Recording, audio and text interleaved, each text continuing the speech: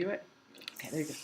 So I'm going to give you a little presentation on welfare spending and how I believe that the welfare spending in America has gotten a little bit out of hand. Just a little background. Welfare is money that we get from the government with the purpose of assistance when money is low or times are hard. So if somebody loses their job or gets extremely, extremely hurt and they're unable to provide for themselves or their family, welfare is money that the government takes and gives to them so that they're able to help provide for themselves while times are hard. It is intended to promote the general welfare of the people of the country. It is a right given to every citizen of the United States. And these facts are stated on Welfare Assistance Works for Everyone on welfareinfo.org. There are both state and government programs. Just a few examples are public housing, Job Corps, and foster grandparents or foster parents. Washington has put a 5-year time limit that took effect in 2011.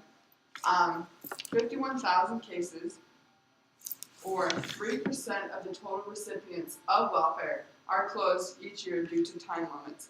And this is actually stated on the list on the website that is Where Can Arizona Baby Mamas Go for Welfare Now? That is written by Betty Butter. I thought these were some interesting facts just to show that welfare is spending a little bit more than I believe that they need to be.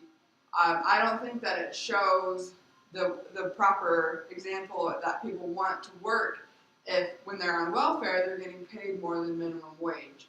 And in 35 states, welfare pays more than minimum wage. I believe that needs to be taken down. The top 15, the top 3 out of that list are Hawaii pays $29.13, but Hawaii does have an extremely high cost of living. Massachusetts pays $24.43, and Washington, D.C. pays $24.30.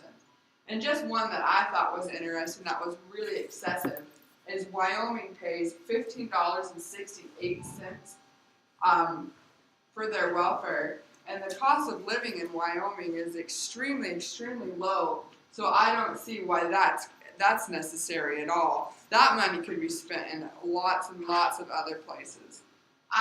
Just one example of a welfare program is the Temporary Assistance for Needy Families, or TANF. It is a block grant program. States only get a certain amount of money. This amount hasn't been raised since 1996, and its monetary value has dropped 28%. The states are mostly responsible for their own programs, and the government does state that they are keeping this money low to try and decrease the dependency on this support, but it's still seen that there are an incredible, incredible amount of people on welfare, so I don't believe that this is doing much good as of now. It's claimed that many people will still not be able to find jobs after they are cut off of welfare due to disabilities, low education, child care responsibilities, and lack of job opportunities. Now, I believe that the low education levels, people need to be able to send themselves back through college or get their GED or a high school diploma. It's not hard to go online and get themselves an education to help better themselves. I believe that excuse can be taken care of quite easily. The child care responsibilities, now I believe, to each their own, but I believe that if you know that your times are hard, and a child is super expensive, I don't believe that you need to be having children in order to put yourself in this type of situation. And then the lack of job opportunities. Now, I know not everyone can up and leave, but just from the area that I'm living in, there are an incredible amount of jobs. So I believe that the lack of job opportunities is kind of an excuse, because where I'm at, the feedlots hire, Seaboard, which is a kill plant for hogs, they hire, and I believe that one kind of needs to be handled on the person. That, in my opinion, is just a lack of initiative. It states that this will bring the median income down for these families to only $3,100 a year. Now, I don't know of anybody who can live off of $3,100 a year. It also states that when people are cut off of welfare, that it shows lower rates of employment and higher rates of homelessness. Now there's three views on welfare. Is it robbery, is it necessary, or is it essential?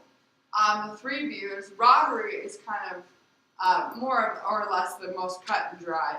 It states that every person is responsible for his or her own life and well-being.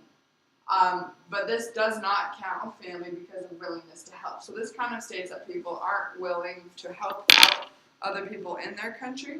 And I'm not that cut and dry, but I do believe that every person needs to be responsible for their own. We can't live off of government money forever. The necessary evil kind of states that a capitalist system without redistribution mechanisms will lead to excessive income inequality. Now, this is seen a lot with Bernie Sanders being the new presidential candidate. He's looking more for ways to redistribute the wealth. Now, I don't believe that that is the right way. I believe that everybody needs to work for their own money. This states that the welfare of the people will always be a compromise between efficiency of a government and equality of the people. Now the last opinion is that it's a good idea with market failures. It states that there are risks that a family can assume, illness, the flu, having to go to the doctor. That's why we buy insurance.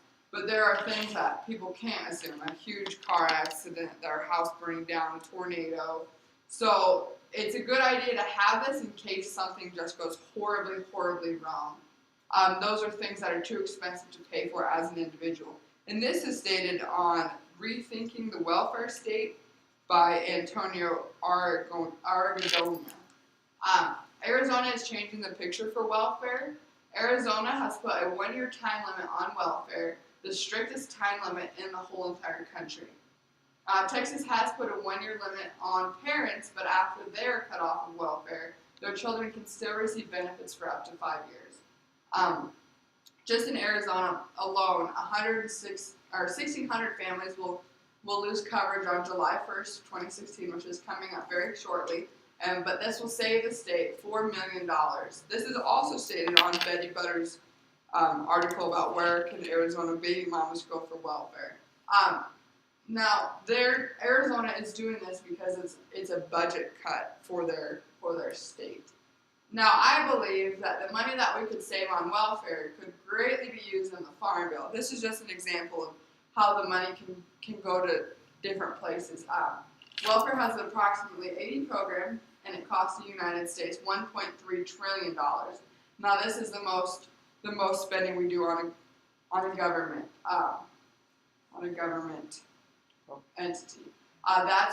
That's just $3,200 per person a year that we are all contribute to this. Now, I'm not saying cut off welfare spending, but it'll be shown that in the Farm Bill it can be much better used there. There's only $956 billion spent on the Farm Bill, and that is only 2% of all government spending in the last decade. Now, the Farm Bill, the big blue area shows the amount of money spent on food stamps and nutrition. Now, I believe just personally that is way too much money spent. I believe that the money that we could contribute to welfare could be used in here for things such as crop insurance, which is the little orange area, which is only 9.4% of the Farm Bill. I know, coming from an agricultural background, that I've seen people lose their entire crops due to just one hailstorm, and that's nothing that anybody can control. So I believe that the money could be used there extensively. So what you can do is vote for the things that you believe are right. You don't have to vote my way, but I believe that welfare spending can be used in much different ways. Write your congressmen, senators, and local government officials and let them know your opinion, because the government is for the people. So I believe that they should be able to hear the opinions of everyone. So thank you.